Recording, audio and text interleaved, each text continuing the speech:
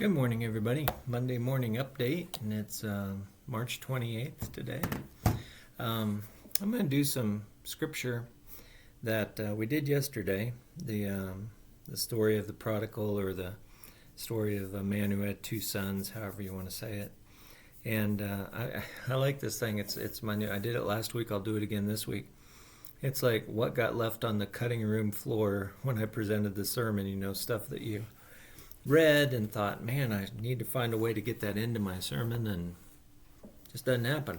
So I thought I'd do that today for you, again in this Luke 15. And I'm not going to read the whole parable, but I'm going to read some of it for you. There was a man who had two sons. The younger of them said to his father, "Father, give me the share of the property that will belong to me." So he divided his property between them. A few days later, the younger son gathered all he had and traveled to a distant country, where he squandered his property. All right, and then I'm gonna jump, way back here to where the dad's now talking to the older son, and that's verse 25. Now his elder son was in the field, and when he came and approached the house, he heard music and dancing. He became angry, and he refused to go in. So his father came out and began to plead with him. But he answered his father, "Listen, for all these years I have been working like a slave for you, and I have never disobeyed your command. Yet you have never even given me a young goat so that I may celebrate with my friends.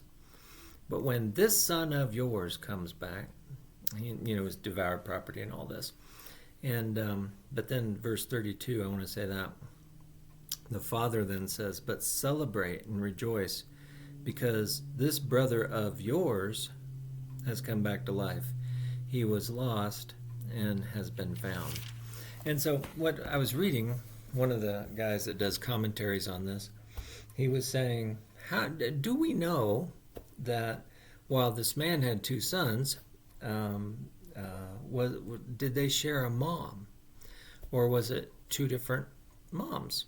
And I'd never really thought of it before, and I don't really know. It didn't make the sermon because I'm not really sure where to go with that.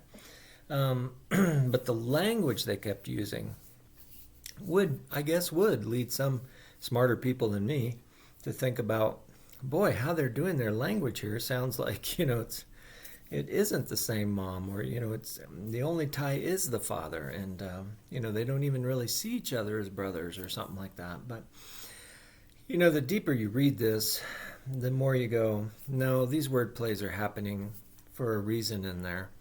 And the older brother finally in the end actually is turning himself outside the family by not acknowledging father or his younger brother, and so father is bringing him back into the family in a very artful and skillful way. But I thought about that, and I just thought I'd share it with you. And if you want to do research on it, do research on it. I don't think you'll find your answer, but it's just interesting to me. And then even if you do or don't find an answer, it's probably worthy of a little time of thinking, does it matter? And yeah, it might. Yeah, it might. So think about ways that would actually matter and maybe change the dynamic of the relationship that these two young men have and the relationship they have with their father.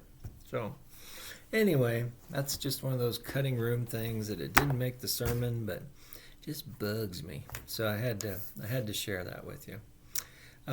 We have some stuff going on this week at the church. Not a lot. The women's group is wrapping up, I think. So they have a week or two more, maybe one more week after this, and then they'll be done. So Monday and Thursdays. And we have a personnel meeting later this week, and have a smaller worship group setting Tuesday night. Just a few of us are gathering for that. If you haven't got the invite, don't worry about it. It's more of a small group that's meeting for that one. And then later as the calendar switches, things are really going to start picking up really fast. And so Holy Week will be coming. Palm Sunday is the 10th, and then that's Holy Week after that. and we'll have a Monday, Thursday, a kickoff to a Bible study is really what it is. It's not really a worship service. It's more of a kickoff to a Bible study. So it's different than what we've done in the past, but that's okay. That's okay. So we'll do something a little different for Monday, Thursday. And then, for those of you who do want a service, we're going to have a Good Friday service. And so we invite you to come. And both of those are at 6. And we invite you to come to either one. Now remember the Bible study. If you want a book, it's $18. And you have to call Barb and get your name on the list. And if you don't, you're probably not going to have a book to start the Bible study, just so you know. And I think it's a pretty good book. It's worth $18, I think. And you have to be the judge of that ultimately.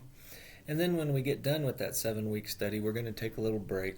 And then as we get closer, deeper into summer or, head toward the new school year, I have a second Bible study book that, again, is a 7-week study. So the first one's 7 weeks, and the second one's 7 weeks with a break in between. And I don't know how many weeks break in between, sorry. So those are both coming, and I hope that you participate if you feel so led to join on that Bible study. All right, so that's about all I have. Next month will be elders, and then May is board, so we're a ways off from any of the big meetings. But I wanted to share with you that cutting room floor thought. I don't know. Maybe it doesn't mean anything to you, but maybe you'll have some fun thinking about it and doing some research on it and what that would mean if there's 2 different moms. How about that? And then maybe you'll think of some of the biblical stories where there were boys who quite a few actually, in Scripture shared the dad but not the mom. And how did that dynamic play out, and how did it make it different? And maybe a little more tense than a normal family unit. And it also is a great reminder to us that when Scripture was written, life was different. Polygamy and all this other thing, the family units themselves were just different. And so sometimes that's good for us to be reminded that the Bible was written in a much different time. And we need to understand that time and how it affects the Scripture and then apply it to our lives. Don't skip a step there. Don't skip a step. All right? Well, hey, God bless y'all. Real good. Have a great day. And we will see you, no later than Sunday, I hope.